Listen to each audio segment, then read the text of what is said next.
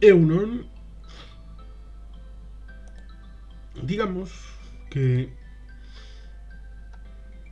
les molesta a algunos el tratamiento del euskera, del catalán, del gallego, del asturiano, del aragonés, incluso lo cambiaron de nombre al catalán en la franja en Aragón, lo llamaron Lapao, parecía el Lapo o cualquier guarrada.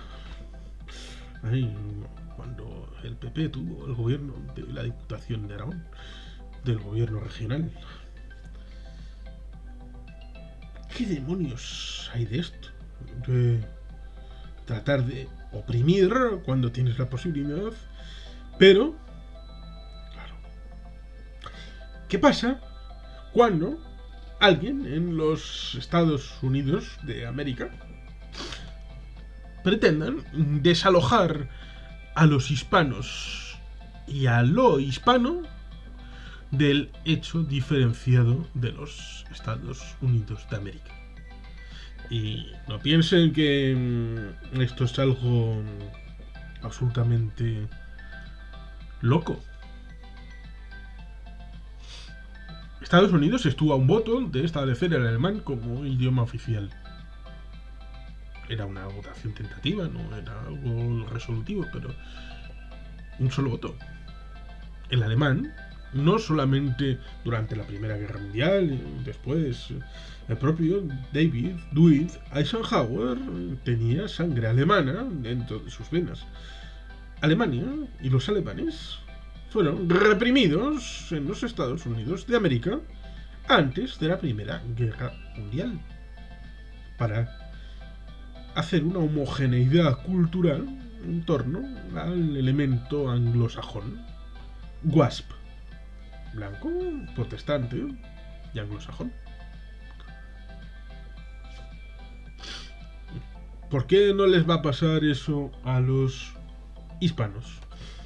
La idea de que su cultura y su lengua sean necesariamente borrados, como ha sucedido en buena medida en California, Arizona, en Nuevo México, en Texas. Me refiero a la hispanidad profunda de cuando esos territorios eran parte de México, antes de 1833.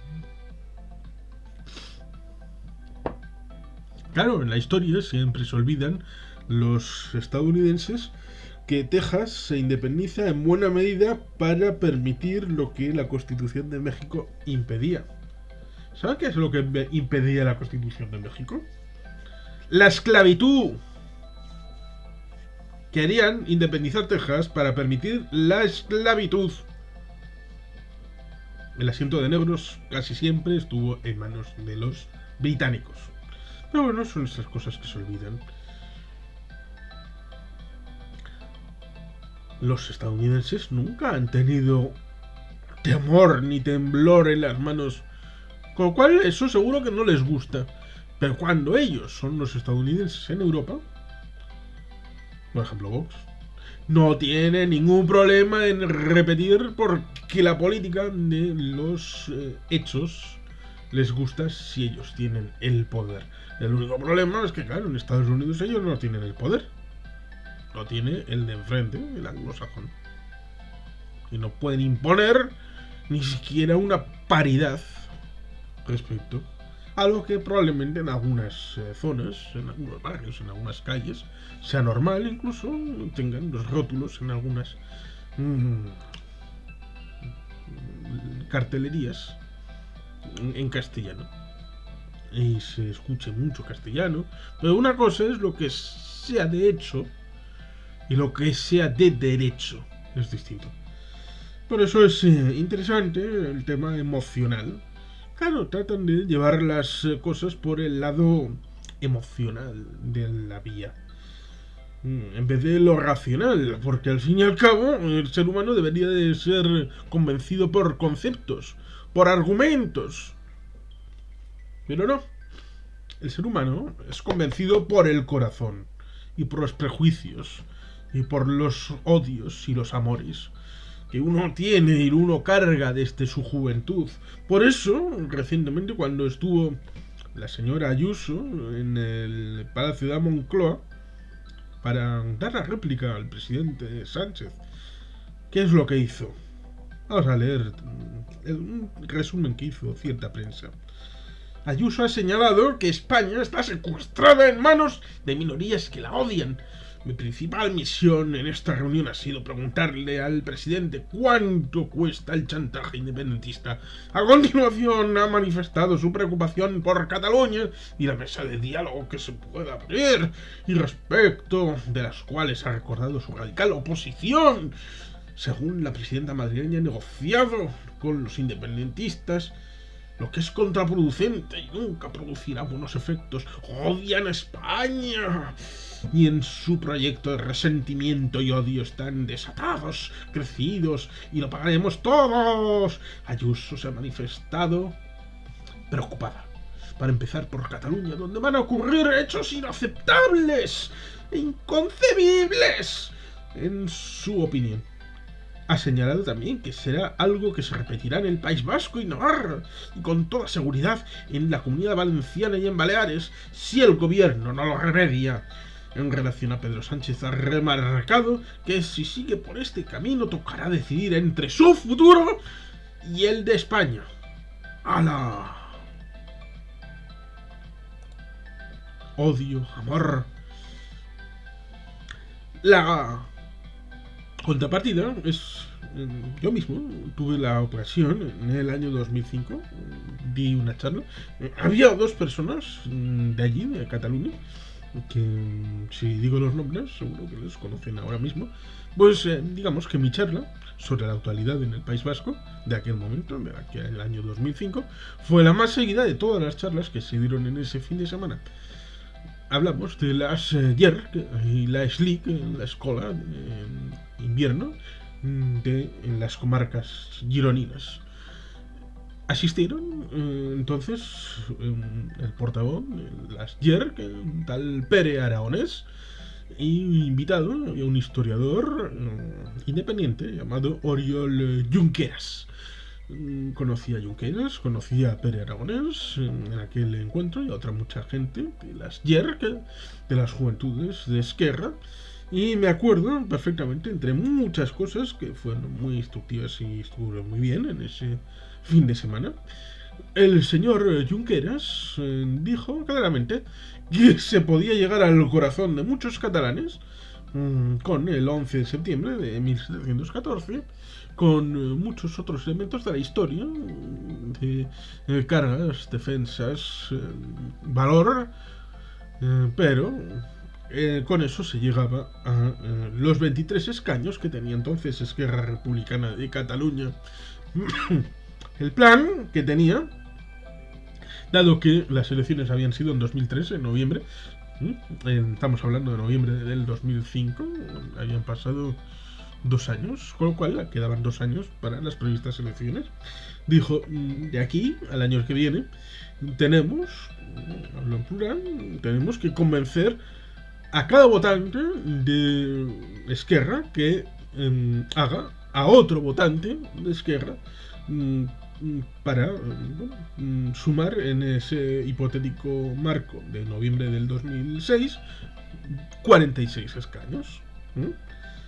Y a su vez otro, es decir, para 2007, para las elecciones, y así pasar de 23 escaños a 69.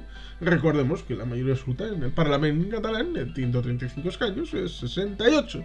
Con lo cual estaríamos hablando de que Esquerra, en ese hipotético marco, habría tenido mayoría absoluta por sí misma en el año 2007 en las elecciones.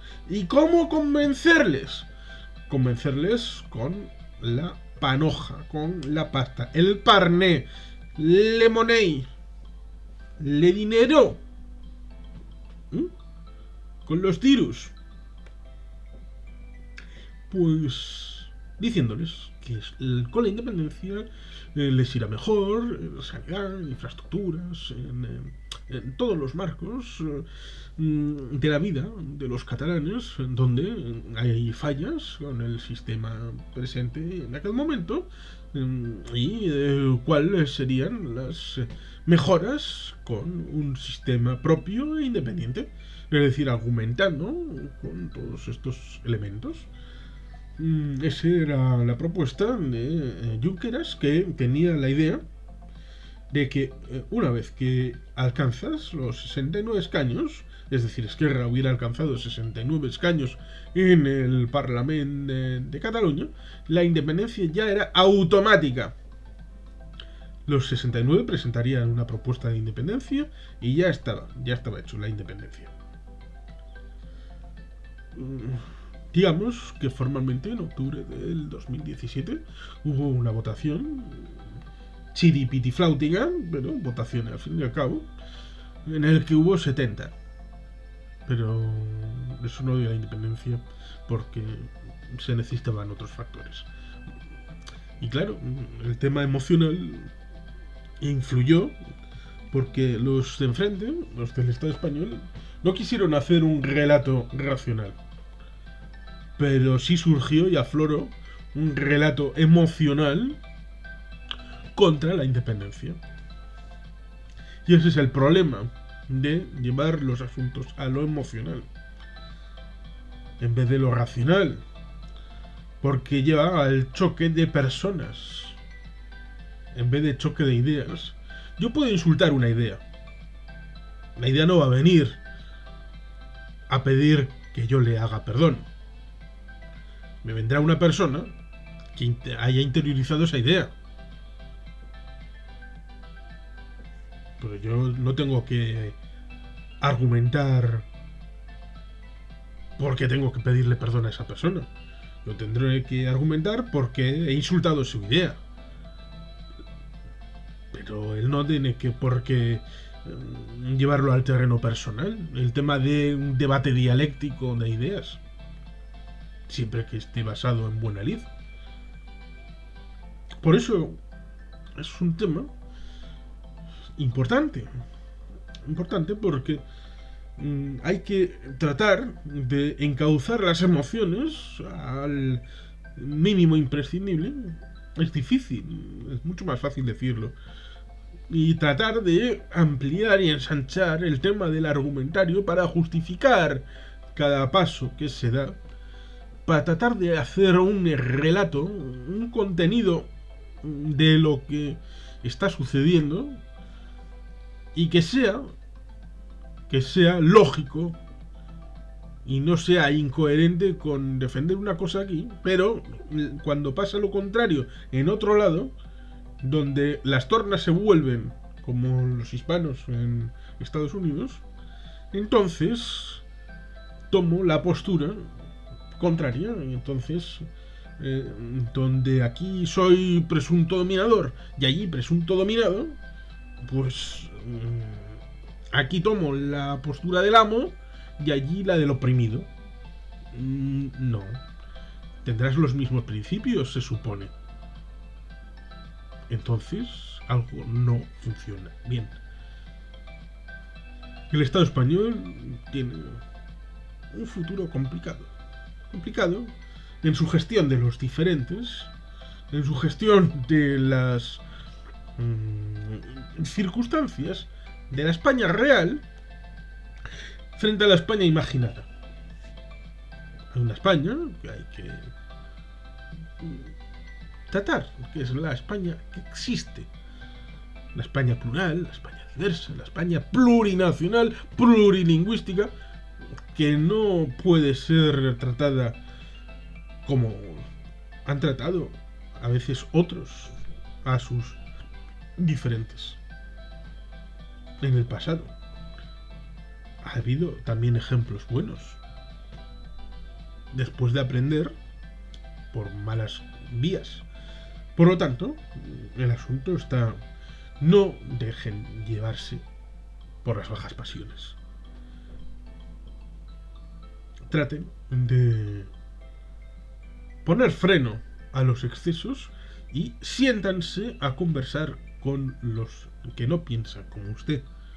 sea quien sea, y acercarse a tratar de ver la realidad tal y como es y no como algunos dicen que es.